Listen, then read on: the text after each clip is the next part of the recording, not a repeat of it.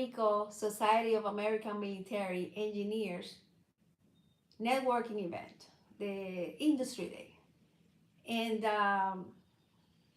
I'm sure if you understand the Army Corps of Engineers, they do these events everywhere. And this happens, actually, this is the way contractors find business. This is the way we network. It's mostly done, the marketing, the business development via networking. Okay, but I want to talk to you about hiring the right team, having the team to execute on the contracts that you actually get from doing this work. It's very possible that once you start activating this engine, this marketing engine, this business development engine, and you start getting work, it's very possible that you can get many projects at the same time. But here are some of the hiring mistakes that I wouldn't want you to make. I did this before, and now I pay the consequences in terms of money. Hiring is delicate, and it cannot happen quickly. So here are some of the hiring mistakes that I have made, and I would like you to omit. You don't want to just hire because you're stressed and overwhelmed. Just because we're stressed and overwhelmed, we have a lot of work, maybe we got a lot of projects at the same time, they are all starting at the same time, we didn't have the right people, now we're hiring people. Sometimes when we don't have the experience, we believe it's just a body, and that is the worst thing you can do. The worst thing you can do is to fulfill a contract with it's just a body, and it's not true. It is absolutely not true. To hire well, you want to identify the culture that deserves that you want to have in your business, but it's very, very important to hire with a plan, that you're not doing this in overwhelm, because you will pay the price later on. It will destroy your profits. It will destroy your profits hiring at the wrong time. Here's another thing that you don't want to do. You don't want to hire people that are underqualified.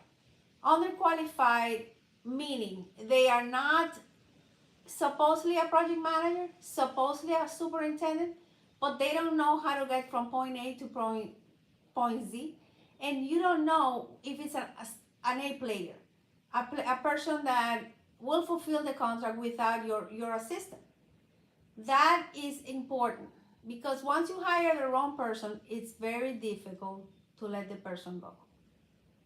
I'm going to send you a detailed 7 mistakes that you don't want to make, so you can see the pros and cons, and where is the profit fading, and what to do about it.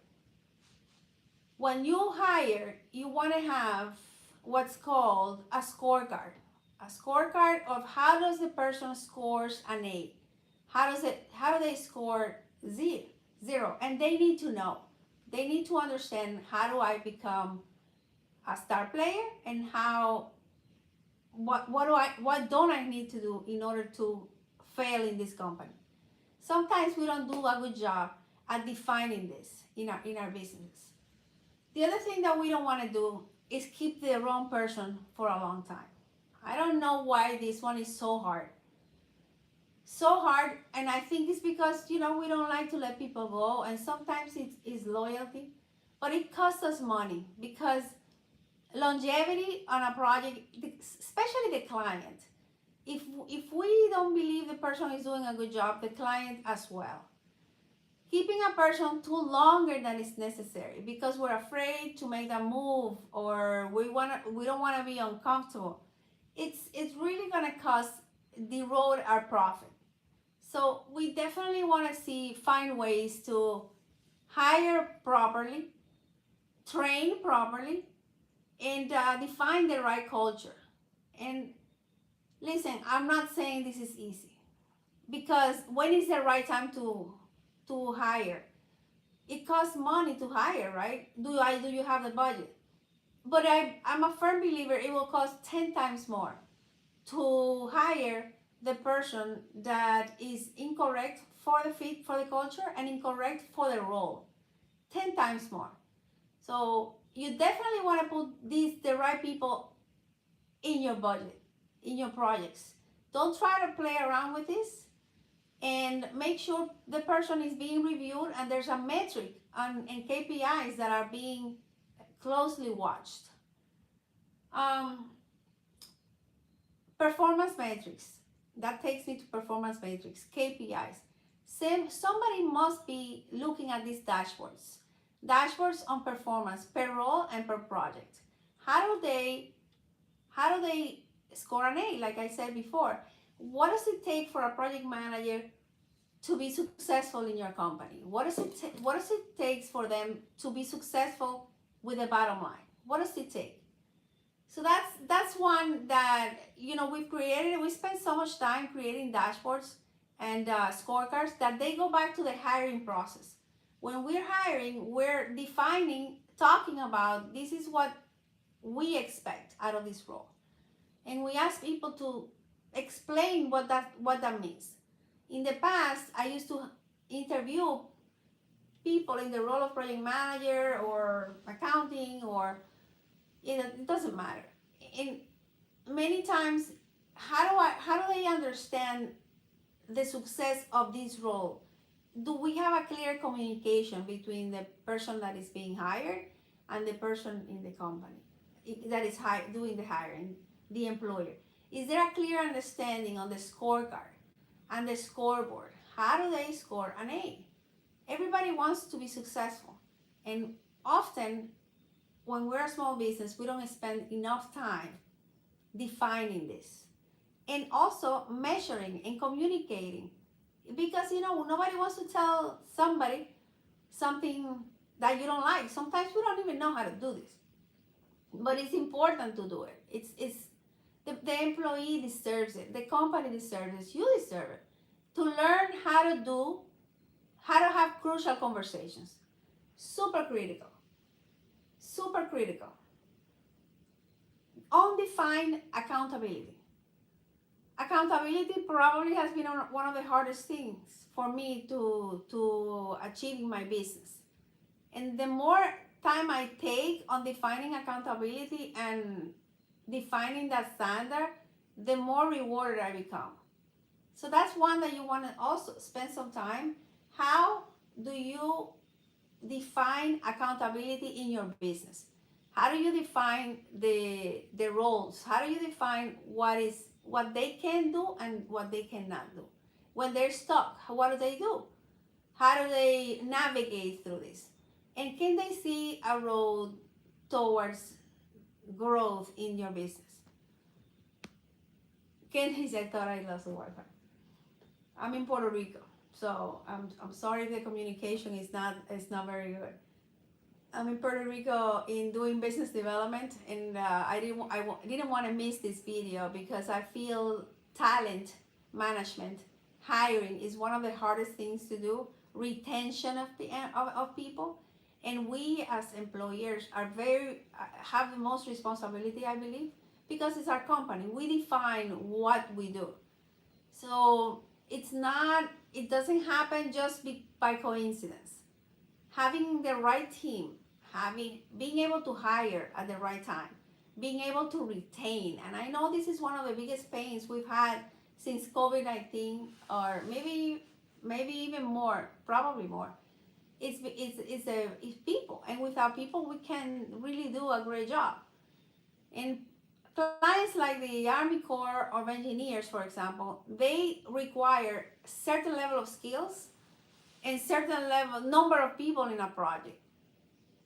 So the more you increase your backlog, you also want at the same time think about capabilities, not only financial, but it's also capabilities of your team, because you will even need it for your proposals.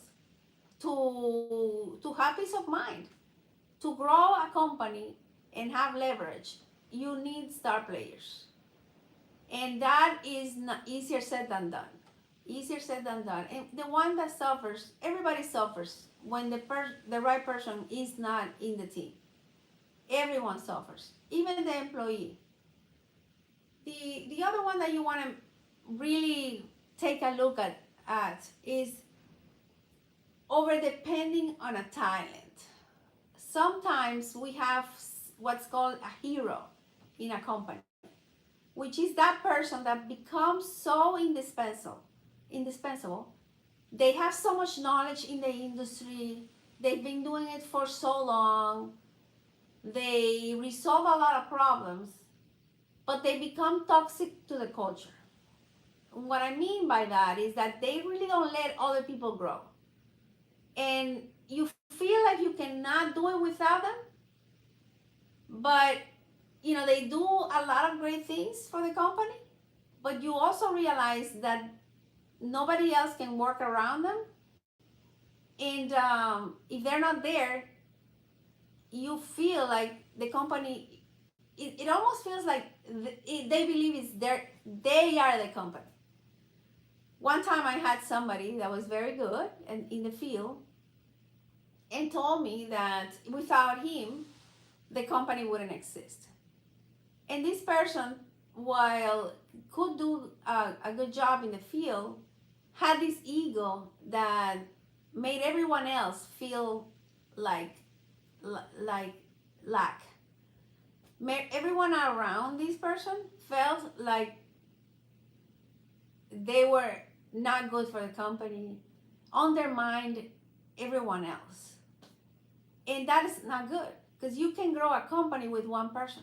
Otherwise, you would do it yourself as a business owner. And the reason why you find a way to have a team, a competent team, is because you realize how important is leverage, but also because your client doesn't deserves to depend on you to having a very scarce team, but also it's good for the team for you to have somebody that if they go on vacation, this other person can continue the work as if nothing happened.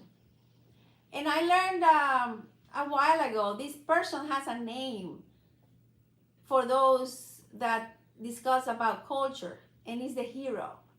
They feel like they are the hero, but this is the person that probably won't let you sleep at night because it almost finds a way to manipulate the process and doesn't allow the progress in the company. If this person doesn't agree on more accountability, he's going to find a way in the to hijack a meeting, or hijack a meeting about culture. Or if you decide to hire a consultant, this person will find a way to, it's going to be frustrating.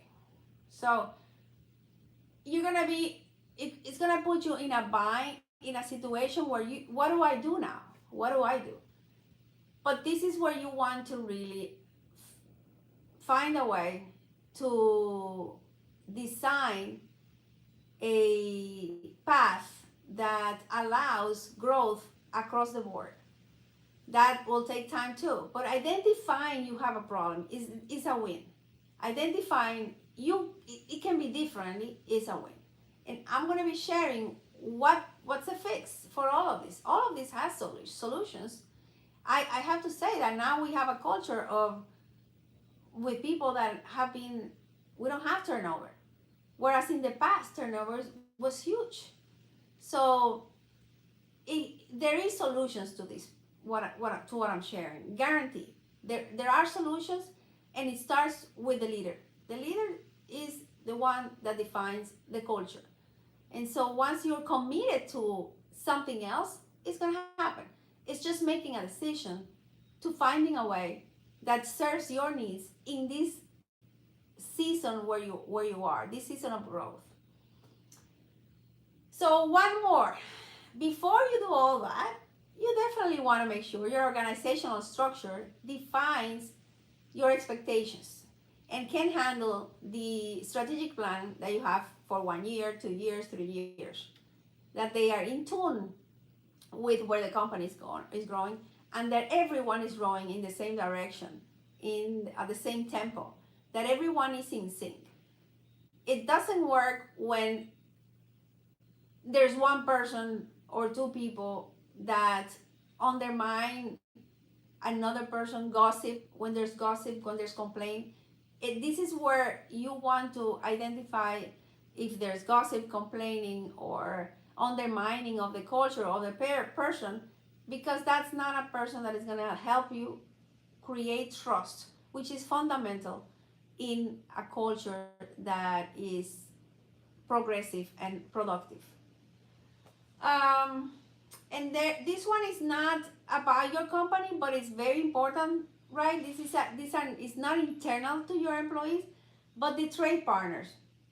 The trade partners that you select to do a job is part of your team as well.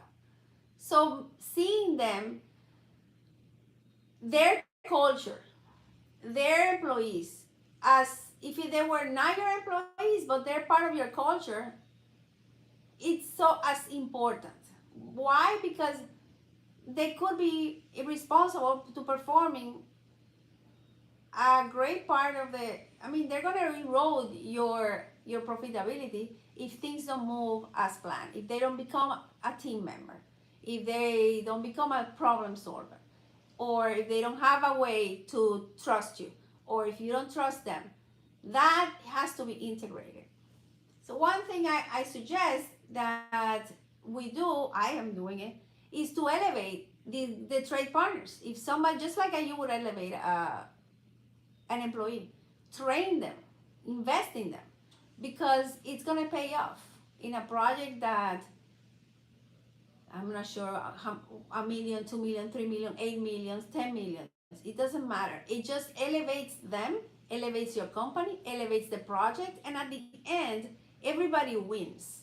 Because I believe there's abundance in sharing.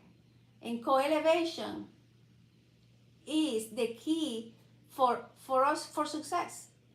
Partnership is key for success.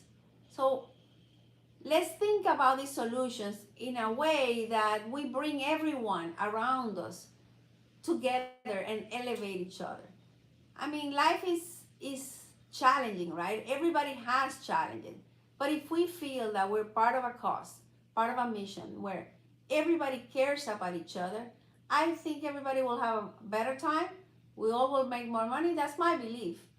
And that we will be able to contribute at a higher level. So I leave you with this. I'll tell you tomorrow what's going on here in Puerto Rico. It's exciting. I haven't been here in a while. So I'm excited about, curious about how to do it differently, how to do it better, and how to share this information that I receive with all of you. Until then, God bless you.